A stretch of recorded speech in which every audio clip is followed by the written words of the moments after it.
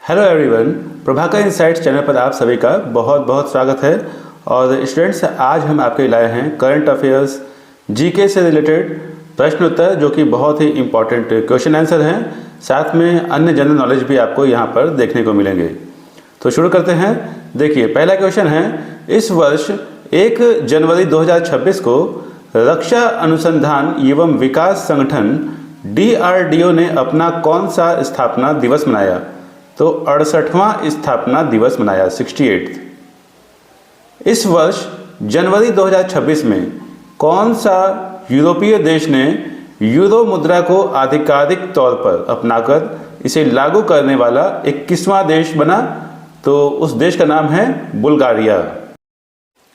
दक्षिण ध्रुव मतलब कि साउथ पोल तक स्कीइंग करने वाली सबसे कम उम्र की भारतीय महिला कौन सी बनी है? तो उनका नाम है काम्या कार्तिकेयन। हाल ही में किसे इजराइल शांति पुरस्कार 2026 से सम्मानित करने की घोषणा की गई है? तो डोनाल्ड ट्रंप को।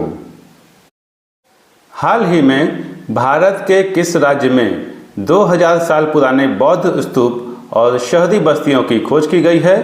तो उत्तर है इसका जम्मू कश्मीर, बारामूला। भारतीय सेना ने वर्ष 2026 को किस थीम के रूप में मनाने की घोषणा की है? तो नेटवर्किंग और डेटा सेंट्रिसिटी का वर्ष, year of networking and data centricity के रूप में मनाने की घोषणा की है।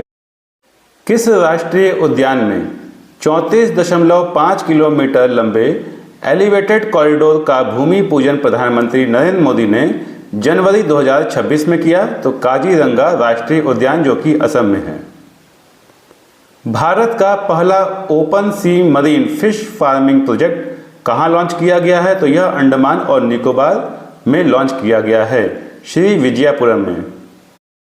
9 जनवरी वर्ष 2026 में भारत ने किस देश के साथ दूरसंचार सहयोग टेलीकम्युनिकेशन कोऑपरेशन पर एक संयुक्त घोषणा पत्र पर हस्ताक्षर किए हैं? तो उत्तर है इसका जर्मनी। वित्त वर्ष 2025 से 2026 के लिए अंतर्राष्ट्रीय मुद्रा कोष IMF मतलब कि इंटरनेशनल मॉनेटरी फंड ने भारत की GDP ग्रोथ का अनुमान बढ़ाकर कितना कर दिया है? तो 7.3% कर दिया है। अब स्टूडेंट्स, हम भूगोल पर आधारित जीके क्वेश्चन भी यहाँ पर आपको बताने जा रहे हैं। बहुत ही इंपॉर्टेंट क्वेश्चन है। नोट्स जरूर बनाइएगा। नोट्स बनाना बहुत ही ज़रूरी है अगर आपको किसी भी कॉम्पिटिटिव एग्ज़ाम को क्लियर करना है। बिकॉज नोट्स जब बनाएंगे आप तो आपको रिवीजन करने में आसानी होगी। क्वेश्चन है भूगोल से, भारत की सबसे लंबी नदी कौन सी है जो पूरी तरह भारत में बहती है? तो उसका नाम है गोदावरी। अब देखिए, यहाँ पर व्याख्या भी दी गई है।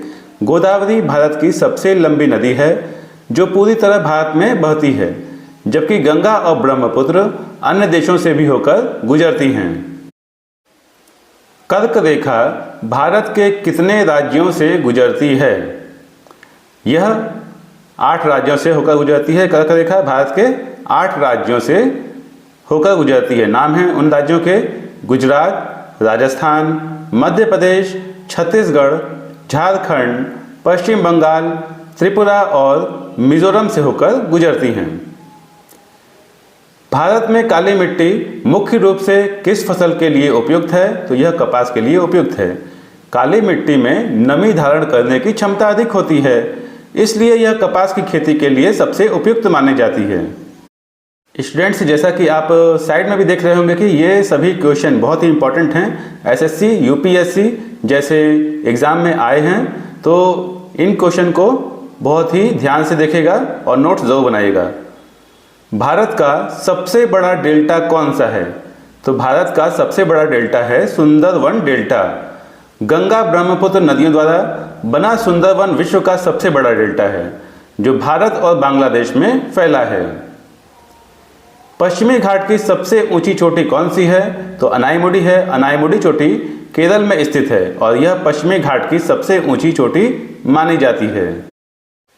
भारत का सबसे बड़ा राज्य क्षेत्रफल के आधार पर कौन सा है? तो वह है राजस्थान। क्षेत्रफल के आधार पर राजस्थान भारत का सबसे बड़ा राज्य है।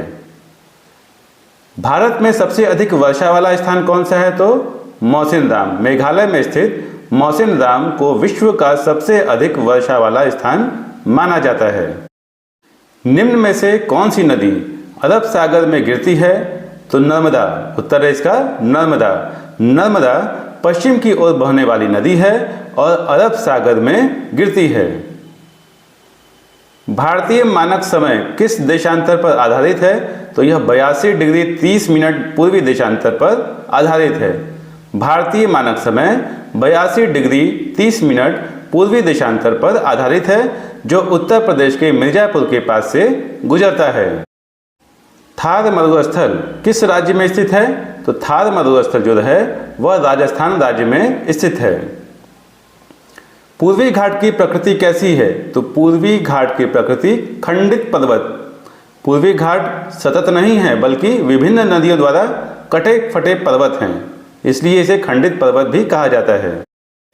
गंगा नदी का उद्गम स्थल कौन सा है? तो गंगोत्री है। गंगा नदी का उद्गम उत्तराखंड में स्थित गंगोत्री हिमनद से माना जाता है।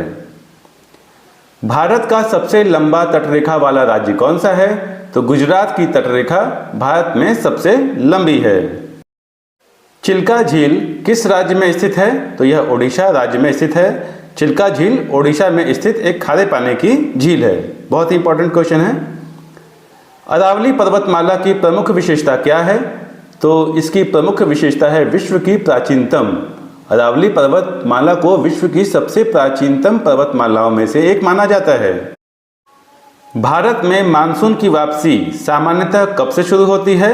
तो सितंबर से लगभग शुरू होती है। दक्षिण पश्चिम मानसून की वापसी सामान्यतः सितंबर महीने से शुरू होती है।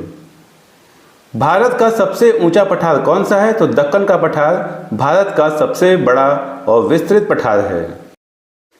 ब्रह्मपुत्र नदी भारत में किस राज्य से होकर बहती है? तो यह असम राज्य से होकर बहती है। ब्रह्मपुत्र नदी अरुणाचल प्रदेश से भारत में प्रवेश कर असम से होकर बहती है। निम्न में से कौन सी नदी डेल्टा नहीं बनाती? तो नर्मदा पश्चिम की ओर बहने वाली नदी और मुहाने पर डेल्टा के स्थान पर एस्चुरी बनाती है।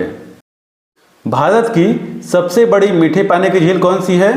तो वुलर झील जम्मू कश्मीर में स्थित है और भारत की सबसे बड़ी मीठे पानी की झील मानी जाती है। तो स्टूडेंट्स, उम्मीद करते हैं कि आप सभी को वीडियो पसंद आया होगा। वीडियो पसंद आया तो लाइक कीजिएगा।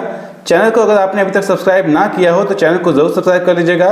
बेल आइकन पर क्लिक करेगा ताकि जब भी मैं जनरल नॉलेज से रिलेटेड कोई भी इंपॉर्टेंट टॉपिक लाऊं तो वो आप तक समय से पहुंचे और आप सभी इसी तरह से नॉलेज को कंज्यूम करें।